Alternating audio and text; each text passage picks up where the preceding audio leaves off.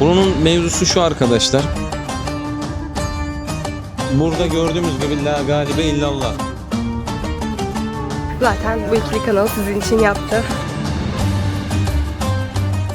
Merhabalar herkese, bu ikili kanalına hoş geldiniz. Beni ilk kez görüyorsanız ben Beyza. Ben Enes. Bugün Elhamra Sarayı'ndayız. Elhamra Sarayı'nda hem bahçelerini gezeceğiz hem de Nasrid saraylarını gezeceğiz. Açıkçası biz giriş çekmeyi unutmuşuz aslında. Sarayı falan bitirdik her şeyi. Şimdiden söyleyebilirim, müthiş bir yer. Siz de şimdi göreceksiniz. İyi seyirler, umarım beğenirsiniz. Biber kızartmalarımız da var. Çok güzel. Biz tavuk söyledik, Osmanlı'daki. Bu da kuzu. Girmeden önce mutlaka bir şeyler atıştırın bence çünkü içeride çok fazla yiyecek içecek seçeneği yokmuş ve 3 saat kadar sürecekmiş turumuz. O yüzden size girmeden bir şeyler yiyelim dedik. Burası güzelse önereceğim, güzel değilse başka bir yere gidin diyeceğim. Birazdan bekleyin. Evet arkadaşlar, yemeğimizi yedik. Ben kendi yemeğimden çok memnun kaldım.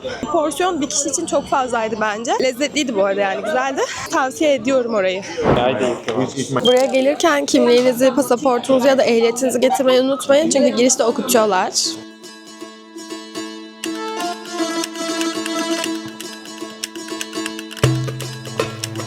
Ay, portakal ağaçlarına bakın ya. Çok güzel. Biraz bakımsız burası ama bakın. Arkadaşlar, buranın biletini İspanya'ya gelmeye karar verdiğiniz an satın alın. Evet. Çünkü biz tatile bir ay kala kadar aldık neredeyse. Onu da zar zor bulduk. Şöyle, resmi sitesinde normalde 30 euro gibi bir fiyatı var. Ama bizim geleceğimiz tarihlerde hiç bilet kalmamış. Get Your Guide üzerinden almak zorunda kaldık. Orada da kişi başı 50 euro gibi bir ücret ödedik.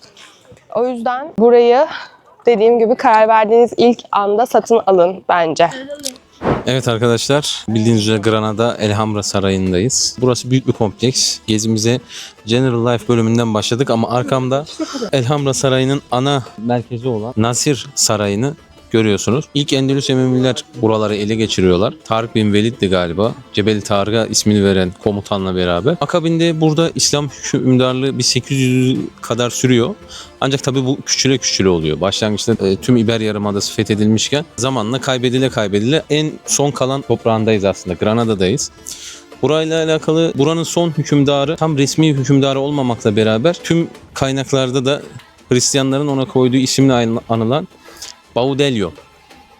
Asıl adı Muhammed ama ne İslam kaynakları ne Hristiyan kaynakları ona bu isimle seslenmiyorlar. Ona Baudelio diyorlar. Bunun mevzusu şu arkadaşlar. Bununla alakalı ilginç hususu söyleyeyim. Bu son Nazir Krallığı, derebeyliği artık burada kalan son İslam devletinde. Bu hükümdar Aragon Kralı Fernando ile anlaşma yaparak şehri teslim eden komutan. O daha öncesinde de hainlikleri sebebiyle devletin yıkılmasına sebebiyet veren kişi. Anlatılan çok ünlü bir hikaye var. Ondan da size bahsetmiş olayım. Bu Baudelio şehri teslim ettikten sonra buna anlaşma gereği küçük bir yerde ufak bir derebeylik veriyorlar. Oraya doğru giderken buradaki Nevarra Dağı var.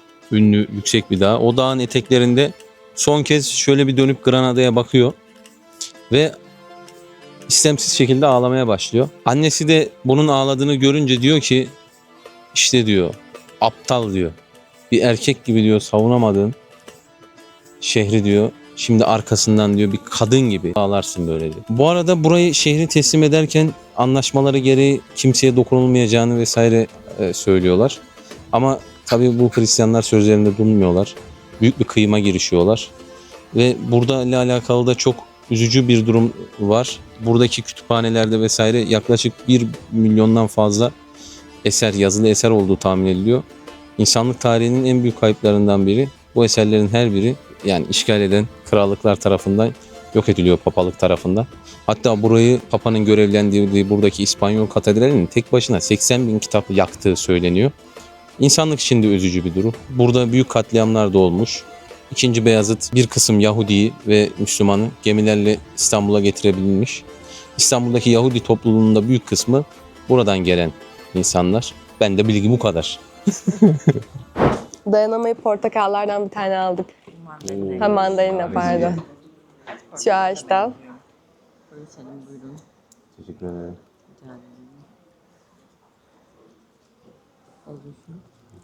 It was at this moment that he knew. He fucked up. Ekşi mi?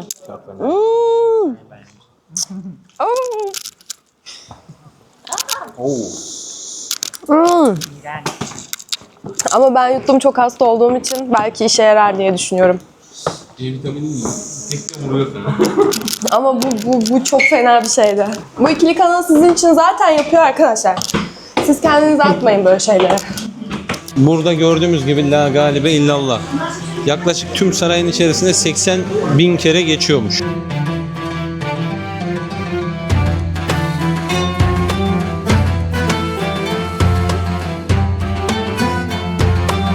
Şimdi karşıya gidiyoruz.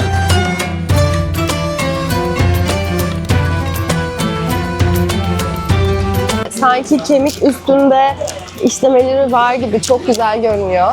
Bunların daha önceden renkli olduğu ama günümüzde bu renklerin kalmadığı da biliniyor. Özellikle kırmızı, mavi ve yeşil renkleri varmış, ancak zamanla solmuş bu renkler ve böyle daha sade ve beyaz.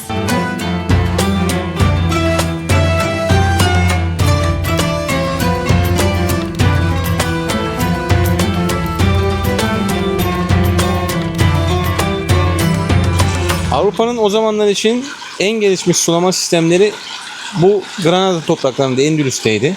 O zaman Granada Avrupa'nın en kalabalık şehriydi ve bunca insanı da kendi kısıtlı bahçeleriyle, verimli topraklarıyla doyurabiliyorlardı. Suyu da çok verimli bir şekilde kullanabiliyorlardı. Ölmüşlerin canlarıyız. Nasıl ki bizde Orta Çağ'ın kapanması, Fatih Sultan Mehmet'in İstanbul'u fethetmesi ise benzer dönemlere denk gelen coğrafi keşiflerin yapılmasıyla yine buraların elden gitmesi bunlar için dönüm noktası oluyor. Benzer dönemler, onların bir çağın kapandığı, bir çağın başladığı dönem dediği yerlerde buraların geri alınması. 1492. 1492. Bizim 1453. Bunlar bak geriden geliyor dönemlerde. Napolyon 18. yüzyılda buradan çıkarken bu sarayın yakılıp yıkılmasının talimat veriyor. Ve askerler buraları dinamit döşüyor. Ama birkaç asker mi, artık tek bir asker mi bilmiyorum, bu güzelliğe kıyamayıp dinamiti ateşlemiyor deniyor. Onun sayesinde buraların görüldüğü söyleniyor. Gerçekten bahçesi çok güzel, sakin. Biraz kuş sesi eksik bence. Değil mi? Evet, böyle papağan falan bekliyorum ben buraya. Oraya birkaç Birkaç yanlardan ekleme falan. yapılması gerekiyor. Büyükmüş, tahmin ettiğimizden büyük bu arada. Bir saat oldu neredeyse. Biz daha 1/3'ünü anca bitirmişizdir. Bu arada tam biletinizde yazan saatte Nasrid saraylarında olmanız gerekiyor. Erken veya geç giremiyorsunuz. Hatta oradaki görevli 25 dakika önce gelip burada beklemeniz gerekiyor dedi. Ve 1 saat kadar süremiz olacak yalnızca. Burada yaz ve kış saat uygulaması var. Yazın daha geç kapanıyor ama kışın, şu an biz Şubat'tayız, 6'da kapanıyor burası. Böyle bir bilgilendirme olsun. Bak.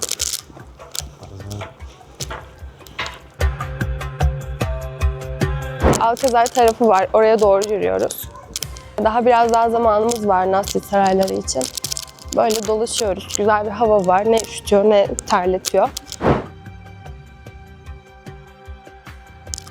Buraların da tam olarak ne olduğunu bilmiyorum açıkçası. Hiçbir yerde de görmemiştim. Ama şey olduğunu düşünüyorum. Buranın Hristiyanlar tarafından alındıktan sonra tekrar onların kendi binalarını inşa ettiklerini biliyorum. Onlardan biri olduğunu düşünüyorum. Neydi? Ne? Sarayı bu İspanyol kralı 5. Charles'ın sarayı. Eski Rönesans dönemlerinde takıntılı bir çar. Kendi krallığının başkentini de burası yapıyor. Bu da onun sarayı. Bu sarayın dışarısında ve içerisinde o dönemin en üstün taş işlemecilikleri var. Kaleye tırmanıyoruz.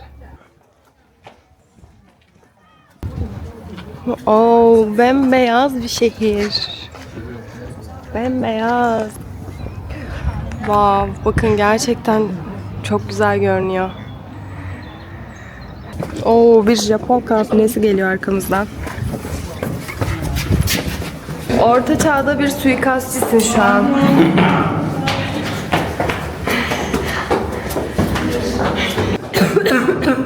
Aman aşkına şapkanı alayım mı? Yok. biri osurdu. Yapma ya. Duymadın mı? Abla gelinliğiyle gelmiş. Şuradan çok bir farkı yok ya. Keşke çıkmasaymış. Vallahi arkadaşlar biz yanıldık, siz yanılmayın. Biraz önce gösterdiğim yerde dursanız. Şimdi şu tarafta bir sıra daha var arkamızda. Burası daha yeni şehir gibi bence. Biraz şuraya gidince şu sanırım katedral olsa gerek, şuradaki bina. Ve şu tarafı zaten göstermiştim. Çok bence geçmişteki halini koruyor. Orta çağ gibi değil mi? Orta çağ gibi. Ve bu kadar büyük olup da bu kadar korunmuş bir şehir ben görmemiştim daha önce.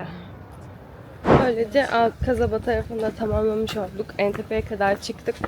Dediğim gibi bence siz çıkmayın. Çok yorucuydu ve bir şey vaat etmiyor açıkçası. Zaten bu ikili kanalı sizin için yaptı. Siz de bir abone ol tuşuna basarsanız çok mutlu olurum gerçekten.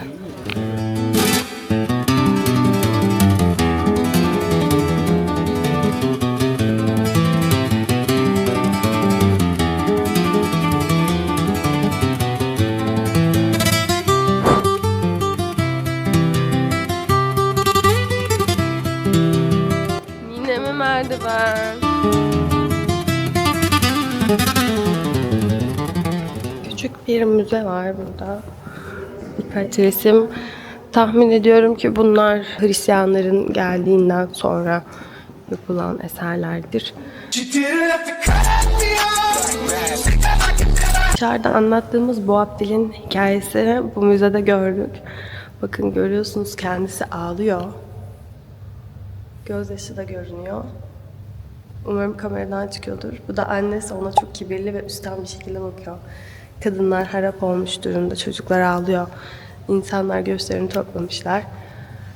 Çok güzel bir resim.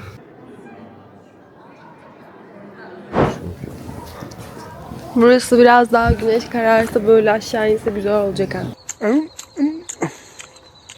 Evet, şimdi El Masrit tarafına geldik. Bakın daha insanların dokunabileceği yerlerde soyulmalar, dökülmeler yaşanmış. Şuralarda mavilerin biraz daha kalmış olduğunu görüyoruz ama eskiden sarılar, yeşiller varmış. Onlar hep gitmiş zamanla.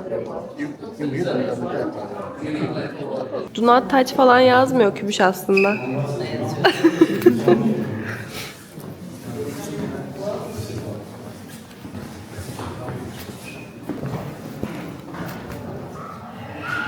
Bakın ben Arapça okumayı bilmiyorum ama burada Enes Bak.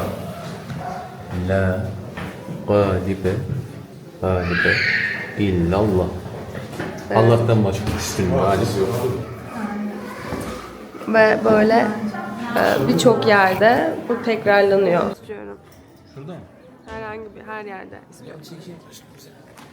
Asıl bahçeye geldik. El Masrit yazdığınızda çıkan taraf burası. Şu tarafa dönmek istiyorum. Yani gerçekten çok ince bir işçilik, çok güzel detayları var. Detaylar içinde kayboluyorsunuz adeta. Şurada bir yakışıklı var. Burada da normalde duvarlara dokunmak yasak ama insanlar yine de o dokunma hissini yaşasın diye sanırım.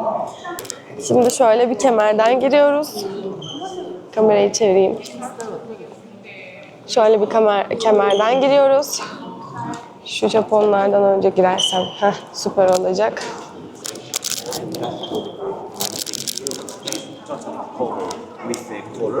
Bakın her santimetre karesi dolu. Her santimetre karesi.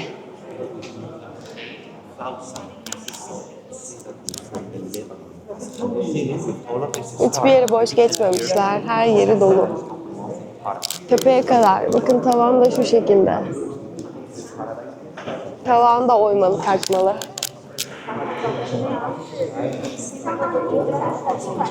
Minimalist binalardansa daha böyle ince işçilik yerleri seviyorum. O yüzden mesela Barcelona videomuzu da izlemenizi tavsiye ederim. Her ne kadar dışı çok güzel ve tam istediğim gibi bir yapı olsa da Sagrada Familia'nın içine çok bir bağ kuramadım açıkçası.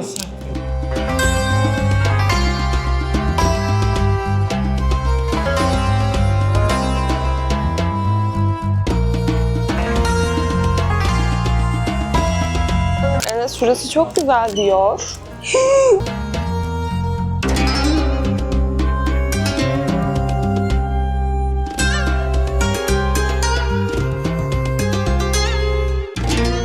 Vermediğimiz bir bilgi kaldı mı Kociş? Şu 12 aslanı şimdi göstereceğim size. Buradaki 12 tane aslanın özelliği 12 saat olması, 12 burç olması, 12 ay olmasını simgeliyormuş. Onun dışında bir manası var mı bilmiyorum ama aslan yine gücü temsil ettiği için muhtemelen aslan figürünü tercih etmişler. Böyle bahçede 12 adet aslan heykelinden bir çeşme çıkıyor. Buralarda da yine tamamen o işçilikleri, oymaları görüyoruz. Böyle çok güzel bir avlu. İçerisi çok güzel. Gerçekten çok güzel.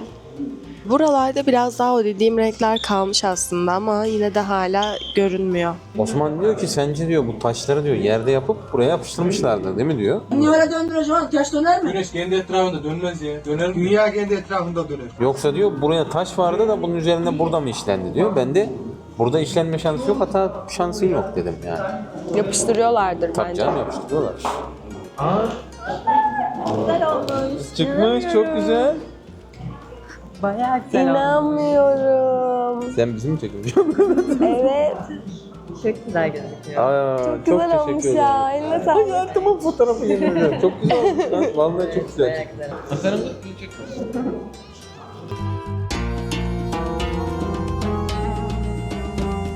Nasıl buldun peki Elhamra'yı? Özellikle Nasir taraflarını. İnanılmaz. İnanılmaz ya. Ben çok sevdim ve çok etkilendim yani. Var mı yorumun Gümüş? Zorla değil asla. Ben çok beğendim. Kesinlikle gelinip görülmesi gereken bir yer. Tavsiye ederim. Enes bir rehberin Paradise dediğini duymuş Defalarca. defalarca ve gerçekten çok doğru. Vallahi billahi ya. Burası çok güzel bak. Ne kadar da Tokat'a benziyorsun be. Saat 6 oldu. Bizi dehlediler. Burası bence normal internet sitesindeki fiyat 30 euro. Dibine kadar hak ediyor. Bizim gibi bir hata yapmazsanız eğer gerçekten mutlaka uğrayın yolunuz düşerse.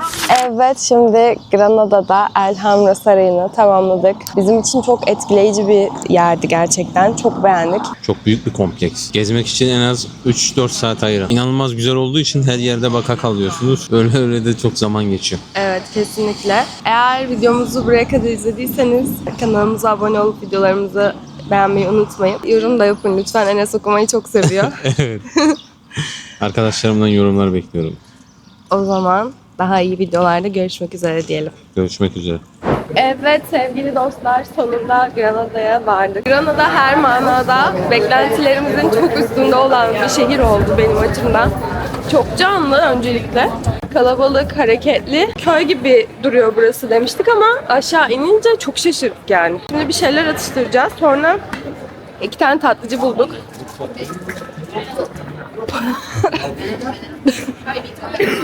Patek Philippe gördü.